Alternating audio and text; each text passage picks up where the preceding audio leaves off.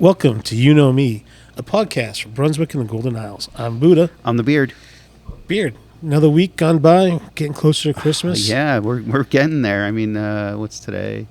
We got, 2.5 weeks, I think, till Christmas? Yep. And everyone's probably getting ready, shopping for everyone. And last-minute gifts are going to start happening here pretty soon. And what better place than small businesses in downtown Brunswick to go shopping at? One of my favorite gifts are stuff made by hand. Yeah. And we were in the perfect place for it. We're makers, and we're speaking with Kathy.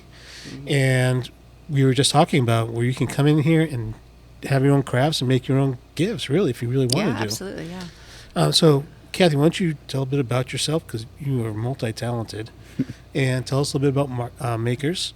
Yeah. And you also wrote a book, I believe. I did. Let me start with telling you about makers. Yes, Yeah. So it's funny we've just been open just over a year now, but there's still so many people that don't know we're here. Even though the community's been super supportive, we were in, there's been an article in the paper, an article in the Golden Isles magazine, the beautiful article that they did, and then a couple other things. But still, I really appreciate the fact that you guys do this podcast because you let people know what's here, otherwise we wouldn't know. But basically, makers, we care about the global artist, the local artist, and the artist within. That's our. So globally, we work with maker groups in a few different countries, primarily Haiti, the strongest, and then we also work with a group of women in South Africa in Cape Town who are rebuilding their lives after being trafficked. They're just incredible women, so we try to carry as much of their products as we can. And then we have a connection in Oaxaca, Mexico with some weavers. We carry some of their product. And then India, we carry some really gorgeous aprons from India. And I think that's all we have right now in the shop. Wow. And then local, we really are excited about the 22 local artists that we carry too. Wow. And that's like, if you really want to, buy a gift for someone that, really meaningful from your own hometown, this is a great place to come. I guess there's some great jewelry makers, candle makers, potters, printmaking, all kinds of good stuff. Wow. Yeah. And then the artist within, so we're an art cafe, which has kind of been a hard concept to get across because it's so different, They'll be like, what now? And then we have the tables, so people come in thinking they're going to get food, and they're really disappointed when it's like, I can serve you some art, but we don't have any hamburgers. But anyway, we have a menu on the table, and it has about a dozen to 15 different art offerings. And so basically you can walk in anytime. You don't have to have a reservation. Bring your mom or your kids or your girlfriends or your guy friends and just order right off the menu. And we bring you boxes. For each one has a different box in the back. Beaver calls it our kitchen back there, where we put all the ingredients in the box. And then we bring it out to you and give you as much instruction as you'd like. And just leave you alone and just let you have an art date. Wow. So, yeah, it's super fun. And then we also host birthday parties where people book a party and we'll be all set up when you come in with all the supplies. And, it's just a great, great time, whether it's a 4-year-old or an 84-year-old. So how did you come up with the whole concept for makers? Yeah. So this isn't my first rodeo. Okay. So let me think. I've always done art. I'm a creative soul, more creative than I am talented in terms of art, but it's a constant flow in my brain. Could be a blessing, can be a curse at times. It's like having 30 children all screaming to do what they want to do all day long in your head,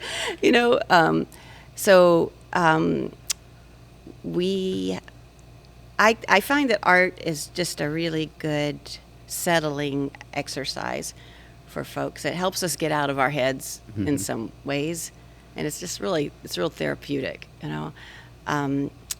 We had a place called Sunnybrook's Marketplace out in Waynesville about 20 years ago. Has it been that long? Yeah, almost 20 years ago. And we did different art classes out there, including pottery, but it wasn't set up like this though. And then we moved to the Caribbean and lived in Haiti for 10 years, and we used art to do economic development there and built a company there.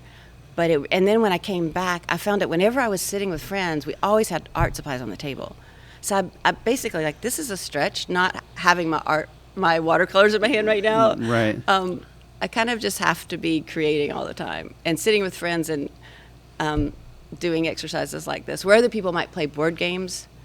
Like we had did a vacation with the couple, one of our closest friends, and so after dinner and drinks, we all found poetry together instead of played a board game. So it's just my nature. And people say to me as an artist, like, it's not so much what you do, MK, it's what you get other people to do that's so amazing. And I'm like, yeah, I know. Yeah, that probably comes from being a mom. So, yeah. And what a beautiful location to do this in. Right?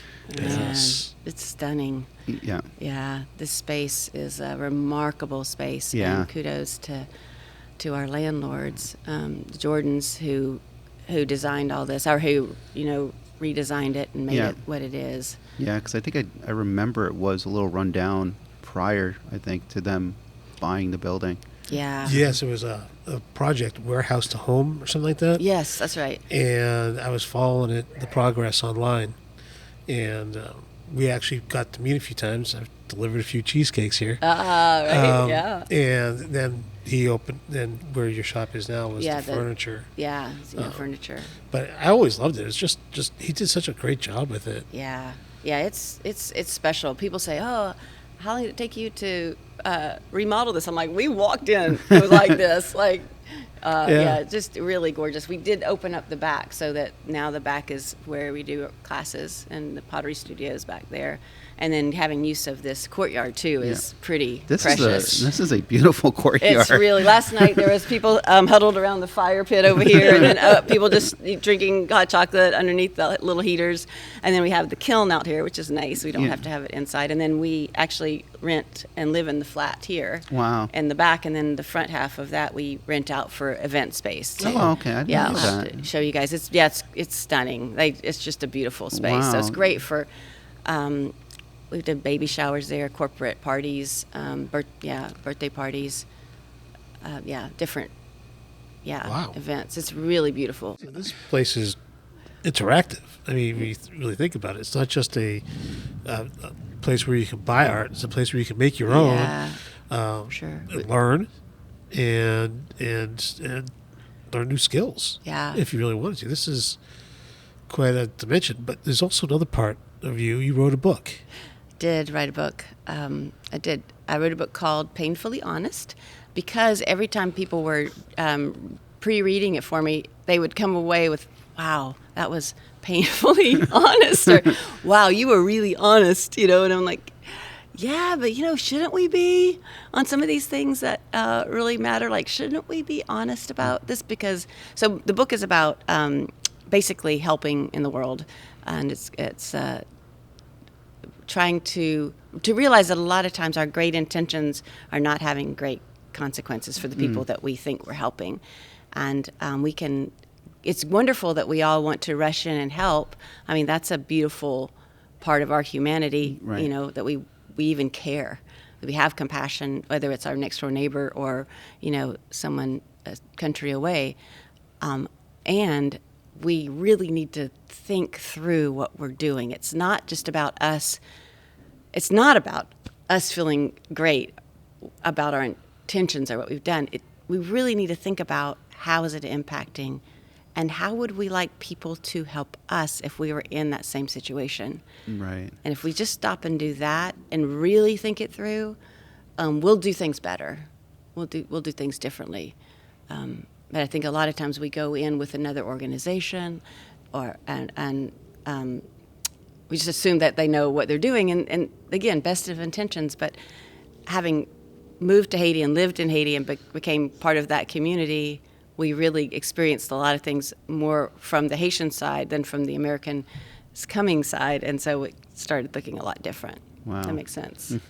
So tell us some more about what you did while you were in Haiti. Yeah. So my first trip to Haiti was in 2004, and I went with a few girlfriends because my husband had gone, my husband and one of our sons had gone on a mission trip and had been deeply impacted. And so I thought, okay, it's time for me to go. So a few months later, so I went with some girlfriends, and we'd always worked with people kind of on the edges of society. We lived in Canada, Western Canada, off the Vancouver Island for 10 years, and had a lot of interaction with unhoused people and people that were caught in a lot of dark places, and so caught in prostitution and all different things. So we were very familiar with folks, and even here in Brunswick too. But I had a feeling that Haiti would wreck me. But I'd never been there. I didn't have any experience. But so the first trip, I'm there with some girlfriends. We're in a car, and with a lady that we just met, an American who lived there, and we'd pulled over, and a Haitian woman walked toward us holding a baby, and she began to speak to the lady driving, Sherry, and in Creole, which I couldn't understand a word at that time, and talked for a little while, and then the lady left, and we said, what was that all about? And she said she wanted to give us her child. And I was just like, I don't have a grid for this. And she explained that she had 3 more children at home, and she was really struggling to keep them all fed. Wow.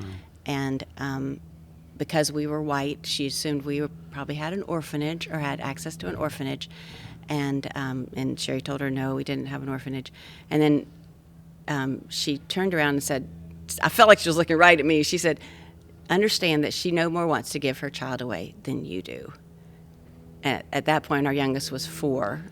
And I thought about my little girl, and what would I have to be experiencing as a mom that I would hand her off to a stranger? I mean, I would bite and tear and rip anyone who tried to take my child from me, but what would I be feeling? What kind of pressure is that when you want to make sure your child is still eating, and fed? So then she said, what she really wants is a job.